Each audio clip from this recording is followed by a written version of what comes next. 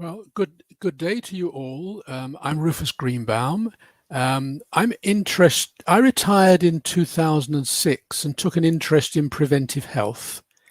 And so I take a great interest in how vitamins and minerals can help my health. As a result of that, my inner age is my real age minus 18.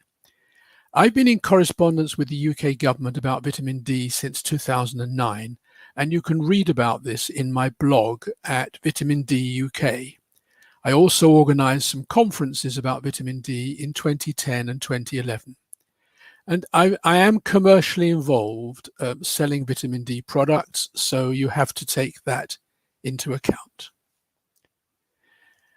There are some very recent studies showing that higher blood levels of vitamin D, which is a potent steroid pre-hormone, it is not just a trivial vitamin that you get from some food.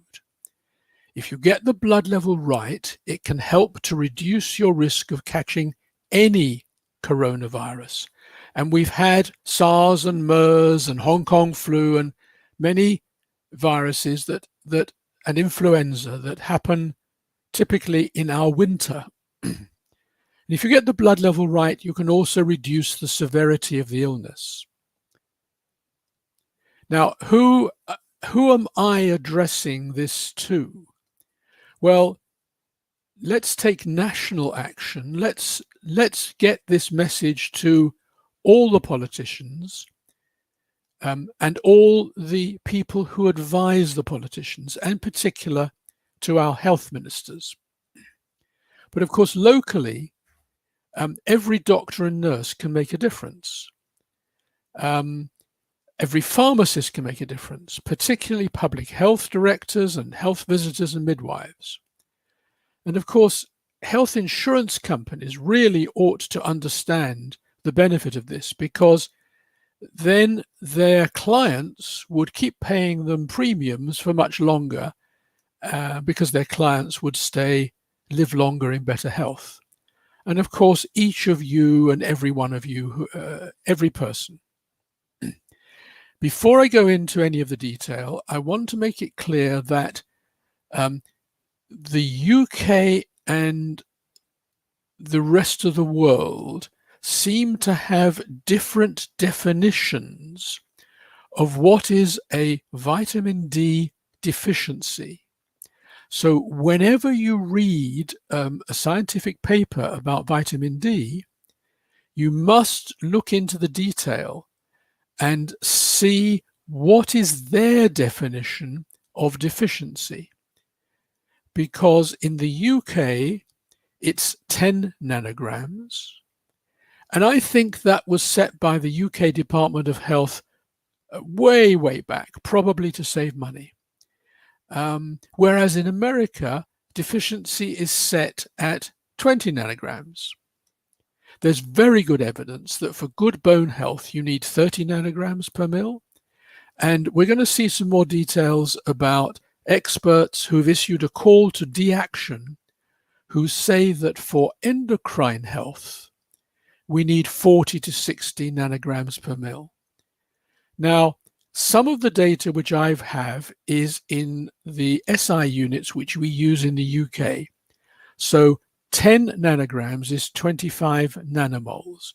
And I haven't been able to find the right graphs in nanograms. So bear with me while I'm using nanomoles for the next few slides.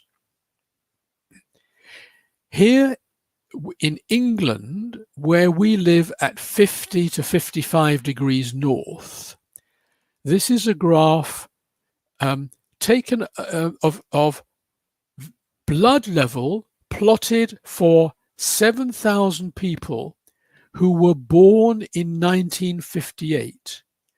And as you can see here, at the end of the winter, the level is about 14 nanograms, 35 nanomoles in our units. And it rises through the summer and it peaks in September, October. And where we are now in November, it's beginning to fall. That's for people, and it'll be something similar in your country. And it peaks at 30 nanograms. And this is typical, but the shape will be different for everybody who is north of the equator. People who live south of the equator, like Australia and South Africa, they'll have a different graph, and that'll be reflected in their summer, their winter and their summer. Now, what action you take depends on your definition. If your definition is 10 nanograms, then there's no problem all year round. If your definition is 20 nanograms, there's a minor deficiency for a few months in the winter. But if your definition is 30 nanograms, everyone is deficient all year round. And if your definition is 40 to 60 nanograms, now what action do you need to take? So let's go back to this.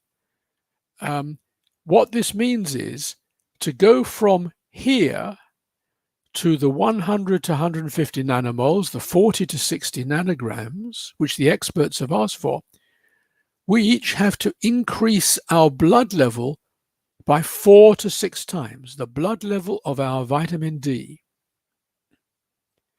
Here's one from Scotland who's even further north, and they're down at 10 nanomoles in February. That's 2 to 3 nanograms. And you can see that they've got a health problem because of this. Here is a more recent chart which looks at the difference between people with white skin and Black, Asian, and Middle Eastern, people with darker skin. And we don't need to look at the numbers exactly, but you can see that the white people, the males are in blue, the females are in green. The males peak in August, September. This is at about 25, 30 nanomoles. But look, people with dark skin have essentially half the vitamin D level of people with white skin. And if you believe that it's vitamin D difference that makes the difference in health outcomes, then this is critical. This is critical. People with dark skin have a built-in sunscreen from the melanin because of the dark skin. And with COVID in the UK, 24 out of 25 of the doctors who died in the early stages of COVID were people with dark skin. And in the UK, people tried to explain that for socio-economic, poor housing conditions, blah, blah, blah. But these were well-paid people. These were doctors who were earning a good salary and living a good, respectable middle-class life. And it was nothing to do with their social condition. I believe it was to do with the color of their skin and the fact that because of the color of their skin, their vitamin D level was half what it might have been if they had white skin. And this in turn is half what you need for better health. So here are two key facts. And if you want to understand and accept the importance of vitamin D, you need to accept these two key statements of facts. If your blood level of vitamin D is less than 40 nanograms per mil, then you are liable to suffer from some of 88 different health conditions. And vitamin D is a potent steroid pre-hormone made in your body from sunlight or supplements, and very little can be obtained from food. It is not a nutrient. It is not like vitamin A or vitamin B or vitamin C. It is misnamed. It is a potent steroid pre-hormone. Many doctors have wrongly been taught that only a very low level of vitamin D is required, and it's only needed to avoid problems with bones and muscles. If you persist with this belief, then you'll probably reject all the assertions and evidence that higher levels are needed for better health. So I challenge you to be interested and intrigued, and to look at these websites: Vitamin D Wiki, Grassroots Health, my blog at greenbits.eu, and this one, Proof Vitamin D. There's very good evidence that people with dark skin have lower blood levels. I've just discussed this. Here's a place to examine that.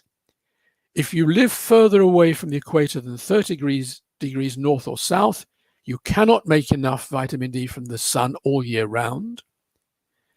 Have a look at the shadow rule. Here's a beautiful TED talk by Professor Nina Jablonski about the effects of health and skin color on YouTube. And people who live an outdoor life near the equator often have blood levels of 40 to 60 nanograms. American doctor who walks on a Florida beach has a high level up in the 50 nanograms range. My test results: I take 5,000 units each day. My last result was 57 nanograms, but look what happened from the lab.